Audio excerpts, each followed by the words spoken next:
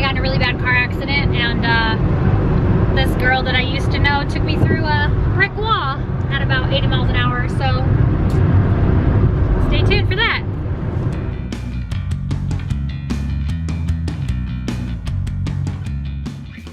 Alright, so a little bit of backstory on this girl. When I lived in California, she went to the same high school as me. I think she went to the same middle school as me too, but I don't think that we became friends until high school. So in California, I went to 9th and 10th grade over there. And then I moved here for 11th and 12th grade. And so it's kind of weird because I knew her in California. Her family and her moved here. And my brother ended up dating her. And that's how I found out that she'd moved to Nevada.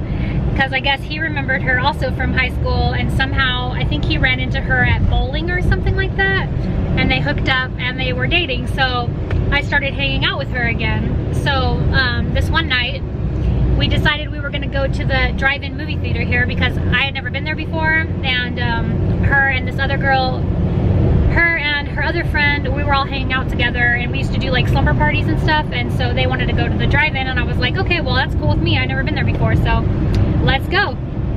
So on the way, I don't know, I guess one of her guy friends called her, I don't remember, he like messaged her, called her something, and told her he was having a party at his house, and he wanted us to stop by for a few minutes. And so on the way to the movies, we decided to stop by this guy's house. And me and the other girl, of course, we didn't know anybody at this party except for her. So me and the other girl just sitting on the couch like waiting for her, because we're just expecting that we're only going to be there for a few minutes and then leave to go to our movie. But the girl, the main girl, she goes into the other room with the guy, and me and the other girl are sitting on the couch, so we don't know what's going on. So we don't know that she's in the other room taking shots and getting drunk. And so we leave with her and get in the car with her, and she's the driver, and we didn't know that she'd been drinking. So we start driving down this long stretch of road. Pretty sure it's because we were there so long that we missed the movie, because we were heading back to her house. So we decided, you know, we can't go to the movie, we missed it because she took too long hanging out with her guy friend in the room. So then we're driving down this long stretch of road. There was housing on one side, on the left side, and there was desert on the right side, because it wasn't all developed yet back then. So there was a lot of housing areas that had big swaths of desert next to the housing areas. And so we're driving down the road, and like I said, it's just a long straight road. So she starts she's like acting crazy. She's dancing and singing and acting all crazy, and we're like, me and the other girl, like, what is up with her? She's all hyper all of a sudden, you know?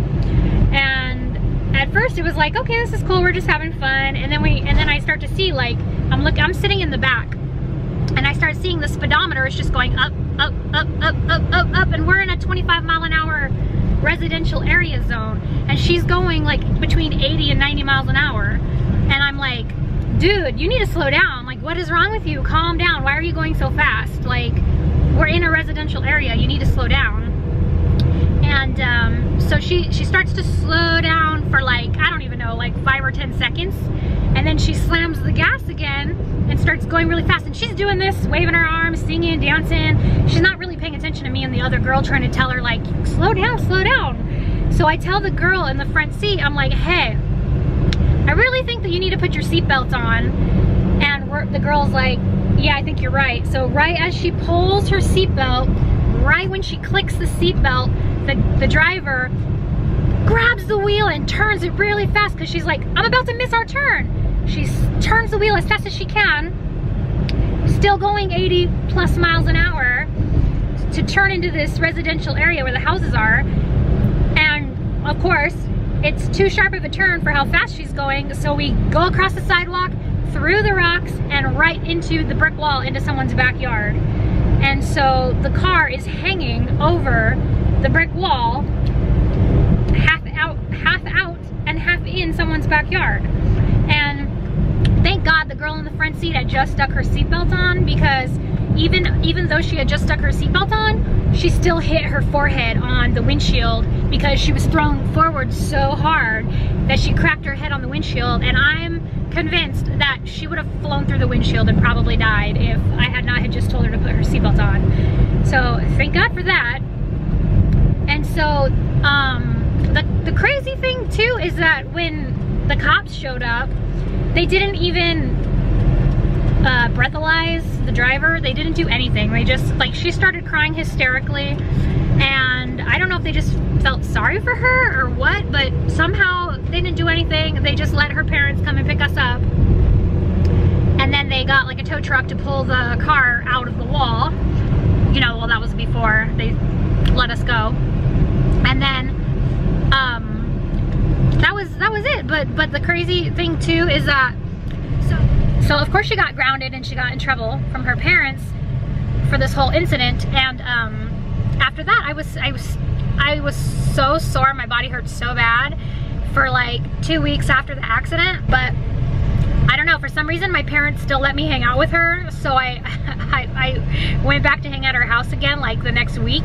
And she had this little picture that her dad made her put up of me and the other girl next to her bathroom mirror, and she was like, oh yeah, my dad made me put this picture up of you guys, ha ha ha ha, because he said I could have killed you guys, and isn't that ridiculous, da da da. And I was so pissed off that she would laugh about the fact that she almost killed us and think that it was a joke. After that, I never hung out with her ever again, and I have never talked to her since. And yeah, that's my biggest car crash I've ever been in. I've been in a lot of car accidents, like 10 car accidents, but that was like the major, really bad major one that I'm lucky I didn't die from. Thank God for seatbelts. You guys, always wear your freaking seatbelt, I'm telling you. It's definitely a lifesaver. And always be super careful and make sure you're not driving with a drunk driver. Definitely question your friends if they go to a party and then want to drive you somewhere. That was probably one of the stupidest things I've ever done in my life. So that's my PSA for today. But yeah, so that's my story. Hope you guys enjoyed it. If you have any questions, leave them down below in the comments. So that's it. Thanks for watching my little broccoli bites, and I'll catch you in the next video.